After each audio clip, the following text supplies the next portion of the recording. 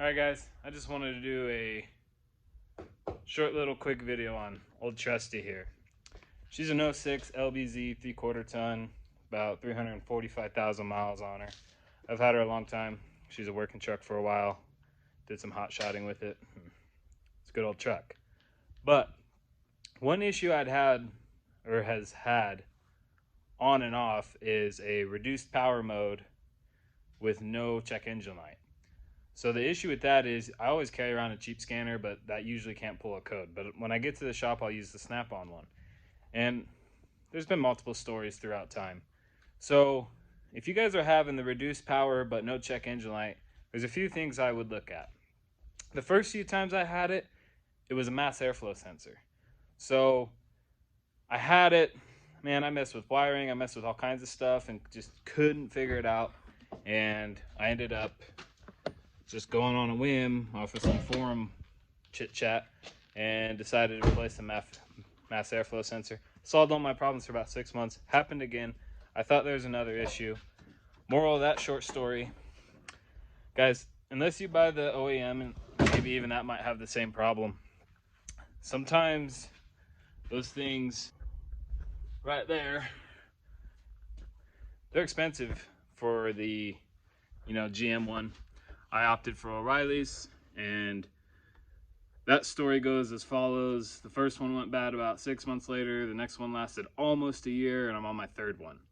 A lot of people would complain about that, but man, O'Reilly's are everywhere. That sensor costs less than $100 with a lifetime warranty. All I gotta do is go in and say, hey, this one sucks, give me a new one.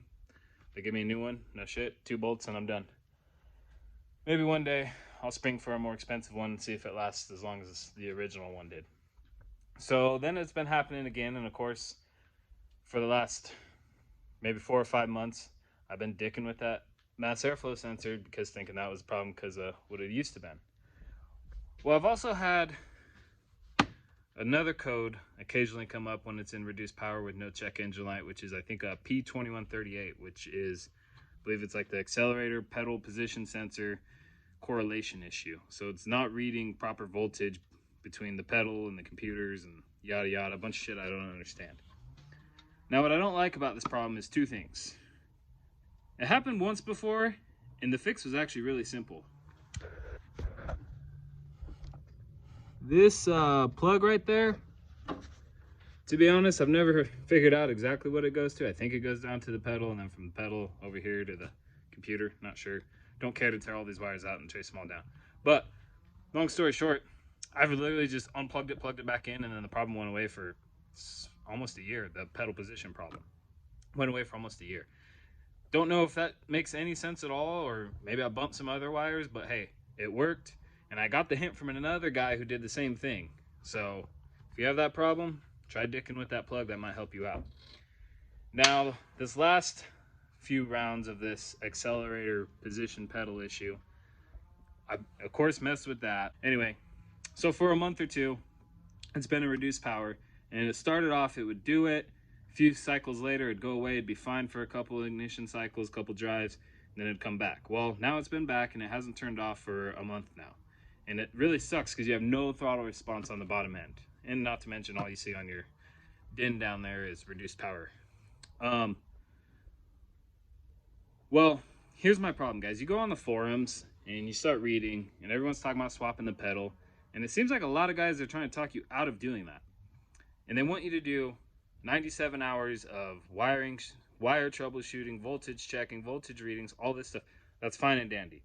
If you got the time, the means, you care to do that, do it. I did that.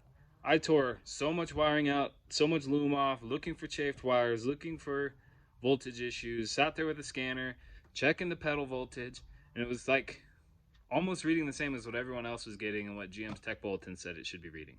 Couldn't figure it out. The only thing that was odd is if I held the accelerator pedal about 25% of the way with the scanner plugged in, then cleared the code, cycled the ignition, turned the truck on, the code wouldn't come back until I let off the accelerator pedal, and as soon as I did, it'd come back. So I thought that was odd. And again, my voltages, according to everything I read online, were where they should have been. So I was about to go down the long journey of just ordering a complete new engine harness and body harness. I was going to start swapping harnesses until I figured out the problem, because I was convinced, like so many people online, there's a wiring issue. Well, before I decided to do that, I went back to my very old, young, and dumb ways before I knew anything about troubleshooting, and I just loaded up the parts cannon. I spent the whopping $80. Super easy to do. Two 10mm bolts, a plug-in, literally took less than 5 minutes.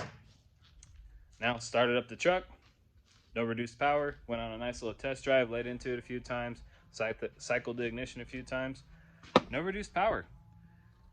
So I guess what I'm getting at, guys, is if I was you, value your time.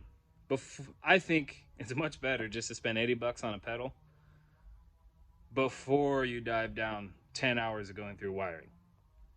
That's just my opinion. I know people are going to disagree, but if you're having this problem with an LBZ or probably most similar year Duramaxes, just switch the pedal and see if it solves your problem. If you got the $80, or if you got another truck, swap the pedals around. Like I said, it takes 5 minutes, but it just kind of reminds me of the problem on forums where, you know, when you go to a forum and you ask a question, a lot of guys refer you to an old write-up, and then next thing you know, like 100 people are referring to one old write-up, but they make it seem like there's 100 write-ups on the same thing, but they're all referring to the same original post. In the original post, the guy did the pedal thing, didn't work, and he had wiring harness problems. But after all the reading I did, like almost everybody who said this, that, and the other was referring to the same guy. So it's just 100 people referring to the same guy, not 100 people referring to 100 different scenarios where it'd make more sense if 100 people had wiring problems. It's more likely to be a wiring problem.